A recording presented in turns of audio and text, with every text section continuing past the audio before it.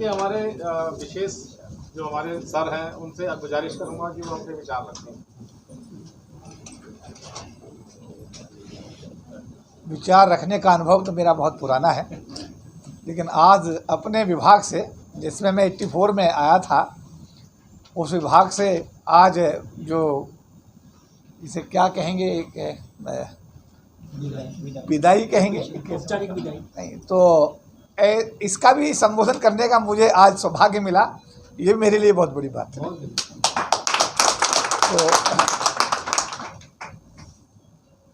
जब मैं कोलंबिया विश्वविद्यालय में अपना संबोधन कर रहा था 2013 में, तो मैंने सोचा नहीं था कि मुझे यूएनओ में जाकर के अपना संबोधन करने का मौका मिलेगा। लेकिन बाबा साहब का आशीर्वाद रहा कि मुझे 2 बार दुनिया के सबसे बड़े फोरम, जिसको यूनाइटेड नेशंस के नाम से जाना जाता है, यानी संयुक्त राष्ट्र संघ जिसे हम पढ़ा करते थे कागज़ों में, कभी अपनी किताबों में, जब मुझे उस दुनिया के सबसे बड़े फोरम में जाने का और अपनी बात कहने का, अपने समाज की बात कहने का मौका मिला, तो मुझे लगा कि बाबा साहब का विशेष आशीर्वाद मेरे ऊपर है। सुना करते थे कि बाबा साहब अम्बेडकर अगर गोलमेज सम्मेलन में ना गए होते तो हमारे समाज को जो ये मिला रिजर्वेशन, तो हमने कहा यार ब्रिटिश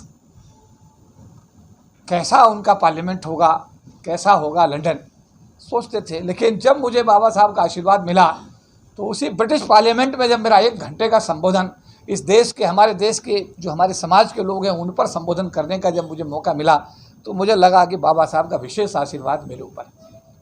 कनाडा की पार्लियामेंट भी बड़ी पार्लियामेंट मानी जाती है। उस पार्लियामेंट में जब मुझे बतौर चीफ गेस्ट बुलाया गया, 2018 मुझे बुलाया गया, तो मैंने जब वहाँ आवाज़ उठाई अपने समाज की, अपने बच्चों की, कहने पढ़ने के लिए आप मौका दीजिए, तो मेरे विचार को उन्होंने स्वीकार किया और उस पर उन्होंने, उनकी सरकार ने एक्शन किया। दुनिया के कई कोनों में, जैसे स्कॉटलैंड में मुझे जाने का मौका मिला, मुझे वैंकूवर कनाडा में जाने का मौका मिला। जगह जगह जहाँ मैं गया तो मैं घूमना फिरने का समय नहीं मेरे पास रहा, लेकिन यह है कि मैंने जितना कर सकता था मैंने किया। तो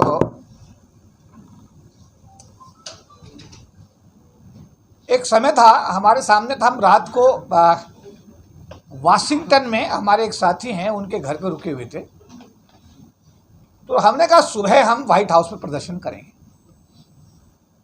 तो एक हमारा साथ रामदास अठावले जी, जो इस समय भारत सरकार में मिनिस्टर भी हैं, वो भी उस हमारे साथ ही रुके हुए थे, मतलब हम लोग एक ही साथ रुके हुए थे।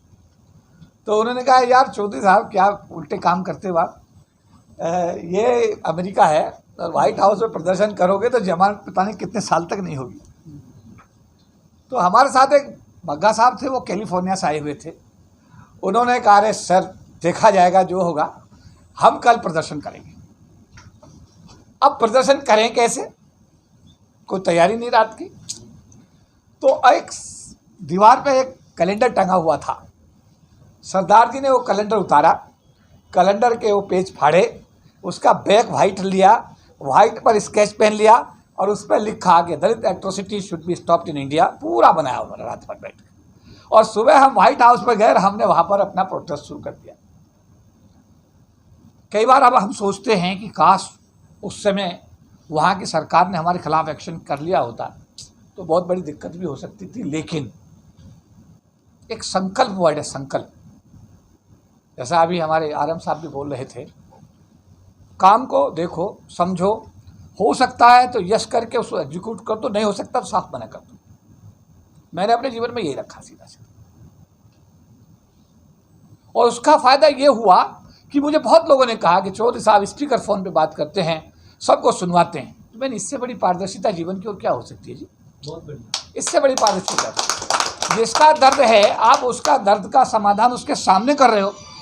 और आदमी क्या चाहता है, ये आदमी भी यही चाहता है। LIC मेरा इंस्टीट्यूशन जब मैंने ज्वाइन किया था तो 806 रुपये 75 पैसे तनख्वाह थी। रोटी की समस्या थी, पैसे की समस्या थी, कपड़े की समस्या थी। हॉस्टल में रहते थे, कुमार आश्रम छात्रावास मेरठ में हम लोग, लेकिन जब मैस बंद हो जाता था 8-8 दिन तक तो खाने की व्यवस्था नहीं हो पाती। ऐसी स्थिति में LIC की जगह निकली तो हमने अप्लाई किया तो उसमें पता लगा कि इंटरव्यू का लेटर आ गया। कोई सिफारिश तो थी नहीं, हमने कहा इंटरव्यू कहाँ होना है, इंटरव्यू भी दे दिया, फिर भी कोई पता नहीं। एक दिन चिट्ठी आ गई कि आपका सिलेक्शन हो गया, पोस्टिंग होगी शामली में। शामली कहाँ है? वो वहाँ है जी। चलो ठीक है, गए वहाँ पे, तो वहाँ जाके देखा तो कुछ दिन रहे, नौकरी पसंद नहीं आई, नौकरी से इस्तीफ़ा दे दिया। बाद में लोगों ने समझाया कि भाई मेरे, आप नौकरी में रहते हुए पढ़ लो, पढ़ाई कर लो, छुट्टी ले लो। फिर वो इस्तीफ़ा जो है हमारा जीपी कोहली डीएम इंचार्ज थे, उन्होंने वापस किया। फिर हमने छुट्टी ले ली करीब 6 महीने 1 साल की। मेरठ में आ गए पढ़ने के लिए, क्योंकि चाहते थे सिविल सर्वेंट बनना। पैसे ख़त्म हो गए, फिर मेरी नौकरी करने चले गए। तो कुल मिलाकर के कहानी ऐसी रही। फिर बाद में पता लगा कि शायद हो सकता है कि ये सिविल सर्विस हमारे हिस्से में नहीं है। तो हमने कहा चलो भाई जो है अब वहीं बैठ करके काम करते। तो मैं शामली ब्रांच में ब्रांच कमेटी का SC स्टेशन का ट्रेजरर बना। जब मैं गाज़ियाबाद आया तो मैं वहाँ ब्रांच कमेटी का सेक्रेटरी बना। जब मैं दिल्ली आया तो दिल्ली डिवीज़न का ट्रेजरर बना। फिर दिल्ली डिवीज़न का मैं सेक्रेटरी बना। फिर उसके बाद में मैं दिल्ली जोन का जनरल सेक्रेटरी बना। ईयर टुगेदर चलता रहा। उसके बाद में ऑल इंडिया का सेक्रेटरी लाइजन बना, ऑल इंडिया का फिर जनरल सेक्रेटरी बना। जो जिम्मेदारी आज भी मुझे मेरे भाइयों ने बहनों ने दे रखी। फेडरेशन जब बना 1997 में रिजर्वेशन को लेकर के, तो मुझे महासचिव बनाया गया। फिर मेरी सेवाओं को ध्यान में रख करके 2000 मुझे राष्ट्रीय प्रधान महासचिव बनाया गया। आज तक भी वो 2000 से लेकर के 2021 तक, यानी 21 साल से ये राष्ट्रीय प्रधान महासचिव की समाज की जिम्मेदारी लोगों ने मुझे दी हुई है। और उसके साथ मैंने कोशिश की कि मैं न्याय करूं, और ये तो समाज ही तय करेगा। अब आज जो VRS लिया गया, VRS में एक बड़ी जिम्मेदारी, मान्यवर काशीराम जी सरकार की नौकरी में अगर रहते तो जो कर गए वो ना कर पाते, लेकिन परिवार की जिम्मेदारी काशीराम जी के साथ प्लस क्या था, उनके पास परिवार की जिम्मेदारी नहीं रही तो उन्होंने नौकरी तुरंत छोड़ दी। हमारे साथ में परिवार की जिम्मेदारी जो जुड़ी, उसकी वजह से हम सोचते रहे, करते रहे, सोचते रहे, लेकिन सरकार की नौकरी में रह करके, सरकार की नौकरी में रह करके भी हम रुके नहीं। सरकार की नौकरी में रहते हुए सुप्रीम कोर्ट पर प्रदर्शन, कंटेम्प्ट ऑफ कोर्ट का मुकदमा, पार्लियामेंट स्ट्रीट पर असुर गैस के गोलों को ले छोड़े गए एक मुकदमा, ITO चौक पर 4 घंटे जाम उसका एक मुकदमा। मतलब मुकदमे के ऊपर मुकदमे चलते चले गए और हम आगे बढ़ते चले गए। मुकदमे चलते चले गए और हम आगे बढ़ते चले गए। 3 दिन पार्लियामेंट 99 अप्रैल में जब बंद हुआ, 3 दिन तक लोकसभा बंद रही। हमारे सांसदों ने उसको बंद रखा। तत्कालीन प्रधानमंत्री अटल बिहारी वाजपेयी को बोलने का मौका भी नहीं मिल पाया। सरकार दबी। संविधान में 3 संशोधन 81, 82, 85 हुए और तब जा करके अपने समाज का आरक्षण। तो मैं भी ये मानता हूँ कि मैंने भी एक छोटे से कार्यकर्ता होकर के बाबा साहब ने जो आरक्षण हमको दिया था, और उसको सुप्रीम कोर्ट ने जब एक के बाद एक ऑर्डर इशू किए थे, तो उनको जब खत्म किया गया आरक्षण को, उस आरक्षण को बचाने के लिए मैं जेल भी गया, मुझ पर मुकदमे दर्ज भी हुए, और मैंने 12-12, 14-14 साल दिल्ली की अदालतों में मुकदमे भी उसके लिए झेले। तो मैं भी अपने आप को सौभाग्यशाली मानता हूं कि मैंने भी बाबा साहब का कुछ कर्ज कम करने की कोशिश की। ये चीजें क्या है, सरकार की नौकरी 60 साल तक होती है। 60 साल की नौकरी जब होती है तो उसके बाद हमने देखा कि बहुत सारे लोग फिर समाज के बीच में जाते हैं। मेरा सौभाग्य है कि मैं सरकार की नौकरी में रहते हुए भी हर पल हर क्षण समाज के बीच में रहा, समाज के साथ रहा, समाज के हर दुख सुख में खड़ा रहा, समाज के हर व्यक्ति के दुख सुख को मैंने अपना दुख सुख समझते हुए उसको कोशिश की कि जितना मैं कर सकता था। और यही शायद कारण यह है कि बाबा साहब का आशीर्वाद मेरे ऊपर इतना रहा है कि आने वाले दिनों में हो सकता है कि बाबा साहब के आशीर्वाद और मान्यवर काशीराम जी के आशीर्वाद से जो चीज़ और समाज के हक में होनी चाहिए थी, कुछ शायद जिम्मेदारी और कुछ हिस्सा मेरे लिए भी लिखा हुआ है, जिसको मैं समाज के सहयोग से, समाज के प्यार और दुलार से आने वाले समय में, आने वाले वर्षों में पूरी करने की निश्चित रूप से कोशिश करूँगा। क्यों? सरकार की नौकरी की चाहे कुछ भी हमने किया हो, चाहे हमने लाखों लोगों की रैली दिल्ली में कर दी हो, चाहे हमने ITO चौक पर जाम लगाया हो, चाहे पुलिस के हमारे कार्यकर्ताओं के बीच में झड़प हुई हो, मुकदमे हम पे लग गए हो, सुप्रीम कोर्ट पे प्रदर्शन का कंटेम्प्ट ऑफ का मुकदमा हुआ हो, आपके पार्लियामेंट स्ट्रीट पर जो हमारे लोगों के बीच में हुआ, पुलिस के बीच उसके अश्रु कैसे गोले छोड़े गए, उसका मुकदमा हुआ हो, उसके बावजूद चाहे हमने 2 अप्रैल 2018 को सत्तारूढ़ पार्टी के सांसद को मंच से उतार दिया हो, चाहे अम्बेडकर भवन पर भारत सरकार के मंत्री को बोलते बोलते उसे मंच से नीचे उतार, बहुत सारी चीज़ें हुई हैं जिसके लिए समाज साक्षी है, समाज उसका प्रत्यक्षदर्शी है, जो समाज के सामने चीज़ें हुई हैं। इसके बावजूद भी निश्चित रूप से सरकार की नौकरी कहीं ना कहीं उस रास्ते में कहीं ना कहीं अपनी एक बंदिश तो खड़ी करती थी। अब अगर ये बंदिश ना होती तो बाबा साहब अम्बेडकर इस सब को छोड़ करके समाज के बीच में न जाते। अगर ये बंदिश ना होती तो मान्यवर काशीराम जी सरकार की नौकरी छोड़ करके समाज के बीच में न जाते। शायद यही एक कारण है कि मैंने जो ये वीआरएस लिया है सरकार की नौकरी से, जो मैंने छोड़ने का निर्णय लिया है, मुझे लगता है आने वाले समय में ये हम सब के लिए, हमारे समाज के लिए एक अच्छा कारण बनना चाहिए, समाज के लिए एक रोशनी इसमें निकलनी चाहिए। और जो चीज़ें अभी अधूरी रह गई हैं, हो सकता है कि आप सबके सहयोग से, हम सबके प्रयासों से आने वाले समय में हम कुछ समाज को और देने की जो हमारी सोच है उसमें किसी प्रकार का हम लोग इजाफा करने में कामयाब हो जाएं। मित्रों, क्योंकि आज LIC परिवार ने मुझे बड़ा लाड दिया, प्यार दिया, दुलार दिया, ताल कटोरा भरने की बात आई तो LIC का प्यार रहा, कोई फाइनेंशियल मैटर आया तो LIC का प्यार रहा, हमने कोई भी कॉल दी, हमारे भाइयों ने, बहनों ने, साथियों ने, बेटियों ने, बेटों ने, जो भी हमारे विभाग के अंदर थे, सभी लोगों ने हमको हर प्रकार का सहयोग दिया, पूरा प्यार और दुलार दिया। और हमने भी पूरी कोशिश की कि जो हमें मिला उसको मल्टीप्लाई करके हम अपने साथियों में बांटें।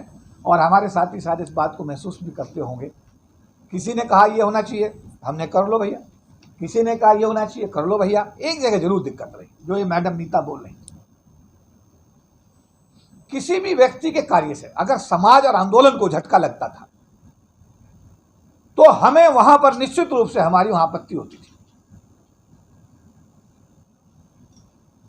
सहयोग नहीं कर सकते तो कृपया वहीं तो रुक जाइए, असहयोग तो मत करिए। जब हमें लगता था कि आदमी सहयोग भी नहीं कर रहा है और असहयोग कर रहा है तो निश्चित रूप से वहां कहीं ना कहीं जो अभी मैडम कह रही थी, और जिन अधिकारियों ने हमारी बात को समझा, उन्होंने त्वरित कार्रवाई करके उस पर परिणाम भी दिया।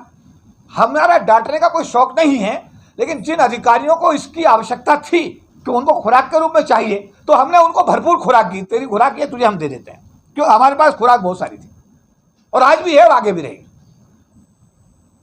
लेकिन ऐसा शौक नहीं है, जैसा अभी आपने कहा, एक विभाग हमारा है, इस विभाग के अंदर एक परिवार था, ये सारा का सारा, ये सारा परिवार रहा। अगर किसी व्यक्ति विशेष पर कोई समस्या आई तो हमने उसको एक जिम्मेदारी के साथ हैंडल करने की कोशिश की, नहीं, इसका समाधान करिए भाई, मिलजुल के करिए, इसको देखते हैं, इसको ठीक करिए। इसीलिए ये परिवार में, इसमें SC ST के लोग भी थे, इसमें जनरल कैटेगरी के भी लोग थे, लेकिन यहाँ कभी ऐसी स्थिति आई नहीं किसी प्रकार की भी। हालांकि इस विभाग के बारे में काफ़ी लोगों ने RTI भी लगाई। यहाँ का रीजनल मैनेजर जो लगते हैं वो भी शेड्यूल कास्ट, दोनों के दोनों RMB schedule caste, schedule types के लोग होते हैं। उसके नीचे जो असिस्टेंट सेक्रेटरी नंबर 2 अधिकारी वो भी शेड्यूल कास्ट, उसके नीचे जो अधिकारी वो भी शेड्यूल कास्ट। तो लोगों ने RTI लगाई कि ये जो इंस्पेक्शन डिपार्टमेंट है जहाँ KP चौधरी बैठते हैं, ये क्या SC ST के लिए आरक्षित हो गया, ऐसी RTI मिलेगी।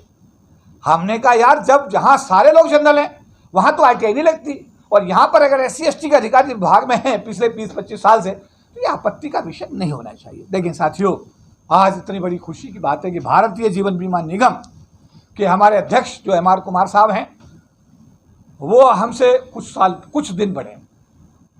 उनका रिटायरमेंट 30 जून 2021 को था और वो हमसे करीब 5 महीने का उनका। तो हम दोनों जब भी बात करते हैं वो भाई की तरह करते हैं। हमने जब भी उनको कहा कुमार साहब को कि सर ये बहुत जेन्युइन केस है, उन्होंने कल भी हमने उनसे कहा कि सर ये स्पेशल रिक्रूटमेंट असिस्टेंट का आप करेंगे, उनका मैं करूँगा।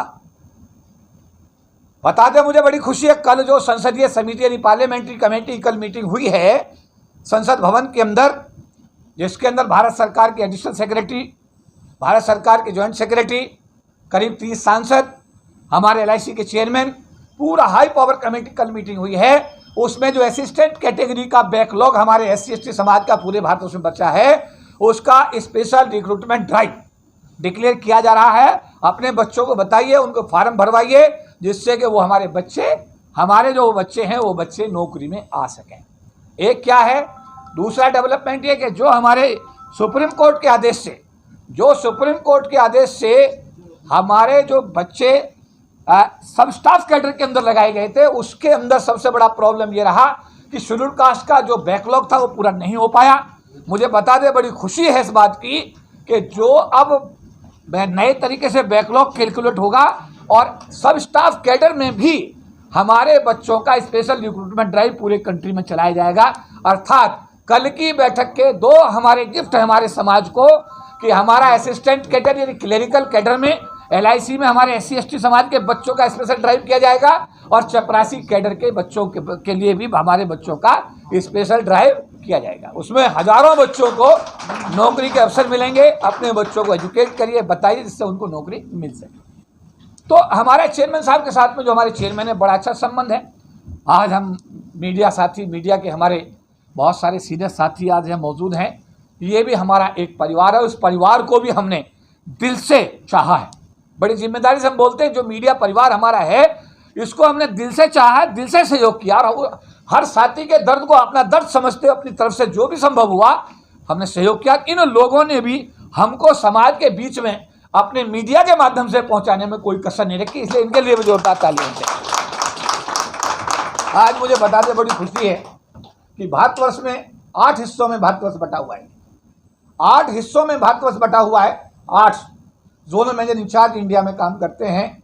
मैं अपने मीडिया के साथियों को बताना चाहता हूं, ये भारत का पहला डिपार्टमेंट होगा, पूरे भारतवर्ष में अकेला डिपार्टमेंट होगा जिसमें 50% लोग हमारे SC और ST समाज के जोनल मैनेजर इंचार्ज हैं। अर्थात 8 ZM इंचार्ज में 4 ZM इंचार्ज आपके SC ST समाज के हैं, बिना रिजर्वेशन के हैं आज की डेट के अंदर। दूसरा, हमारे 17 CNDM इंचार्ज उत्तरी क्षेत्र में काम करते हैं। मुझे बताते बड़ी खुशी है कि 17 में 10 SDM इंचार्ज आपके SC ST समाज से हैं। दिल्ली के ZM वो शेड्यूल कास्ट, नीचे उनके RM पर्सन वो भी शेड्यूल कास्ट, दिल्ली 1 के STM ये वो शेड्यूल कास्ट, श्रीनगर के CNDM वो भी शेड्यूल कास्ट, अमृतसर के वो भी, जालंधर के भी, लुधियाना के भी, चंडीगढ़ के भी, शिमला के भी, जयपुर 1 के भी, बीकानेर के भी, सारे लोग आपके। अब ये इतने सारे इतने काबिल हो गए रातों रात नहीं। एक सशक्त संगठन समाज के साथ खड़ा हुआ है और उसने अपनी जिम्मेदारी को पूरी ईमानदारी के साथ निभाया है। एक सशक्त संगठन ने अपनी जिम्मेदारी को पूरी ईमानदारी के साथ निभाया है।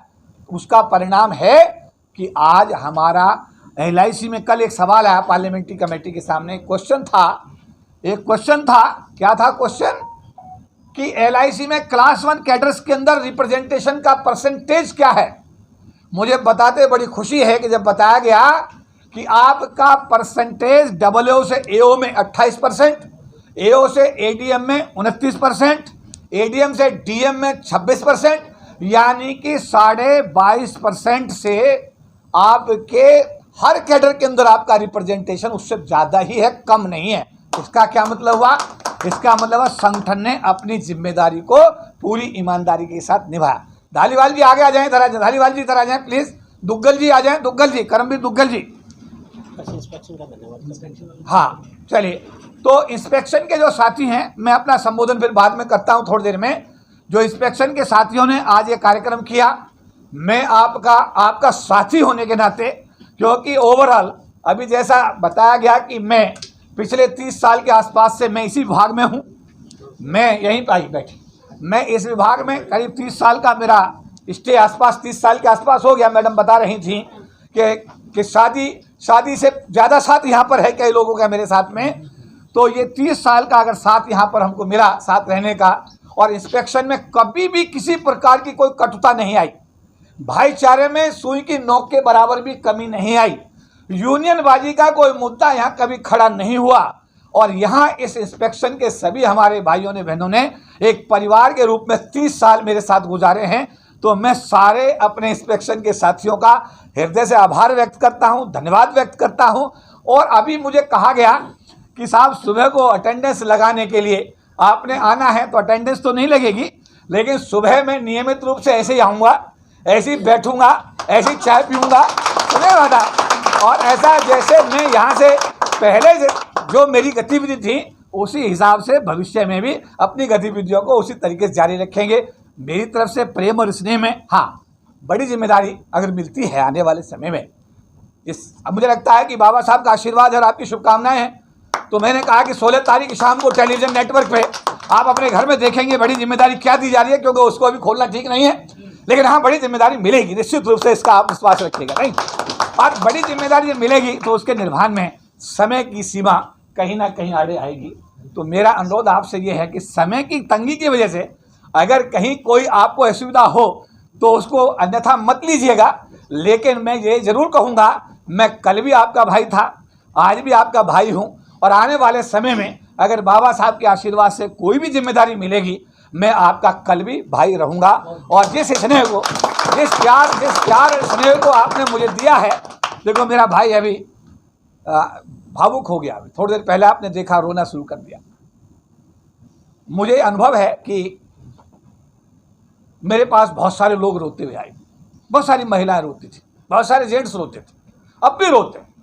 मैंने उनको, मुझे प्राउड है होता है इस बात को कहते हुए कि मैंने उनको जब भेजा तो उनकी आंखों में आंसू नहीं थे, बल्कि उनकी आंखों में खुशी का एहसास था, क्योंकि जो उनका दर्द था उनका दर्द हर लिया गया और उनका समाधान करके जब उनको भेजा तो आज भी वो जब भी कोई बात होती है तो वो कहते हैं कि अगर कहीं समस्या का समाधान ना हो, अगर कहीं समस्या का समाधान ना हो तो वहाँ चले जाना, वहाँ आपकी समस्या का सुनवाई भी होगी और उसका समाधान भी होगा।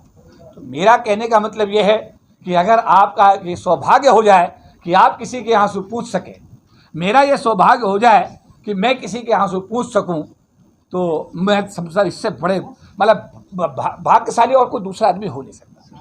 मेरी आंखों में भी कभी कभी आंसू आते हैं, ऐसा नहीं आते, बहुत आंसू आते हैं। मैं भी बड़ा इमोशनल व्यक्ति हूँ, मुझे बड़ा सख्त आदमी के रूप में जानते लोग, लेकिन मैं बड़ा इमोशनल आदमी हूँ।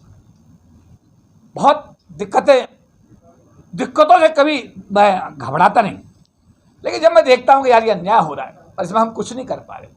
जैसे पिछले दिनों मैंने देखा कि लोग सड़कों पे जा रहे हैं, उनके पैरों में चप्पल नहीं है, उनके लिए कोई व्यवस्था नहीं है, अपने गांव जा रहे हैं कोविड के दौरान, तो मुझे बड़ा दुख हुआ। और एक उसने एक मजदूर था, उसने गीत गाया कि हमें गांव भेज दो सरकार, समझ बात है, कहा था ना, गीत आया, वो मैंने टीवी पे चैनल पे भी चला। तो मैं उस गाने को अगर आज भी कई बार मेरे सामने आता है तो मैं उस गीत को सुन करके इसलिए इमोशनल हो जाता हूँ कि आज भी हमारे समाज की कितनी बुरी हालत है। हम लोग भाग्यशाली हैं कि डॉक्टर अम्बेडकर के आशीर्वाद से हम लोग नौकरी में आ गए, लेकिन क्या सब लोग नौकरी में आ गए? ऐसा नहीं, ऐसा तो नहीं है सब लोग नौकरी में आ गए। मेरा कहने का मतलब यह, जो नौकरी में आ गए हो ना, अपनी अपनी मत सोचो यार, अपनी अपनी मत सोचो भाई, थोड़ा उनके लिए भी सोचो। नहीं, थोड़ा उनके लिए भी सोचो। उनकी संख्या मिली है तब 22.5 बना, उनकी संख्या मिली है तब 22.5। अगर वो आज मर जाएं गांव के लोग, गरीब लोग, तो रिजर्वेशन 22.5 से घट के नीचे आ जाएगा, क्योंकि उनकी संख्या मिलकर का रिजर्वेशन तय हुआ था। और हमारे जैसे आप जैसे लोग भाग्यशाली थे जो रिजर्वेशन के माध्यम से यहाँ गरीबी की रेखा से ऊपर आ गए। तो इसलिए उनके लिए भी सोचो। आरोप और प्रत्यारोप तो मेरे ऊपर, मेरा जीवन ही पूरा आरोप प्रत्यारोप से भरा हुआ है। अभी हमने एक प्रोजेक्ट चलाया था, हमने कहा एक बाबा साहब का घर बनाएंगे। बहुत सारे लोग, मिक्स प्रतिक्रियाएं होती है, अच्छा भी और बुरा भी।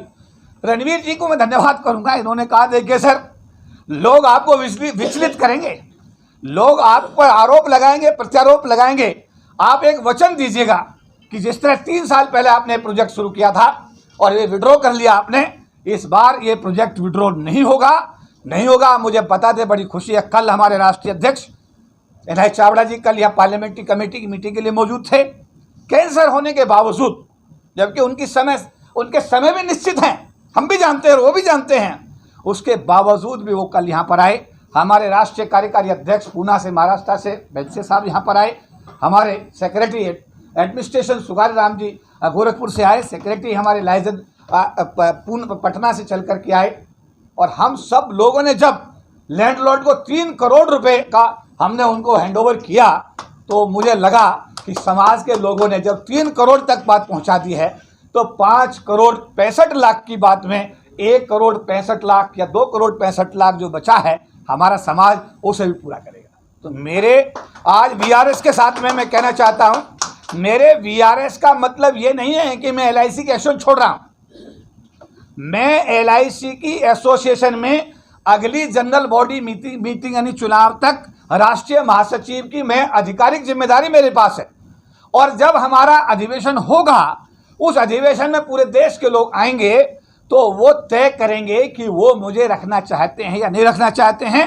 अगर वो चाहेंगे तो मैं चाहे सरकार में जाके कुछ भी बन जाऊं, ऑस्कर फर्नांडिस की तरह मैं अपने संगठन की सेवा में हमेशा समर्पित रहूंगा, बशर्ते कि मेरे समाज के लोग, मेरे संगठन के लोग अगर मुझे मौका देंगे तो मैं सेवा में रहूंगा।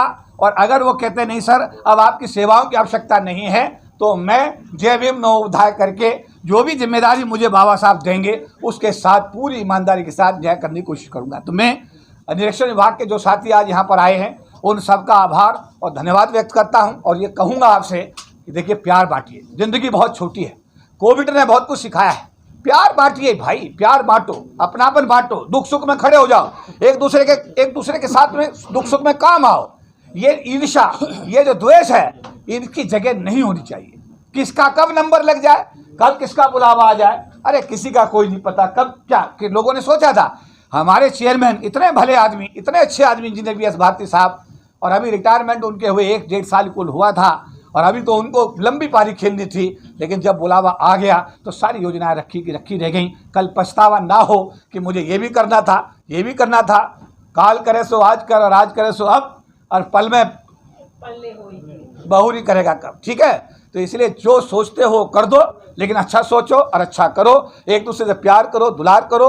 निरीक्षण विभाग के साथियों के द्वारा आज जो कार्यक्रम किया गया, मैं आप सबका आभार और धन्यवाद व्यक्त करता हूं और आप सबको आश्वस्त करता हूं कि जो भी बाबा साहब अम्बेडकर के आशीर्वाद से मेरे पास जो कुछ भी है वो सब आप सबके लिए था, आज भी है और आगे भी रहेगा। सभी को जय भीम नवोदय।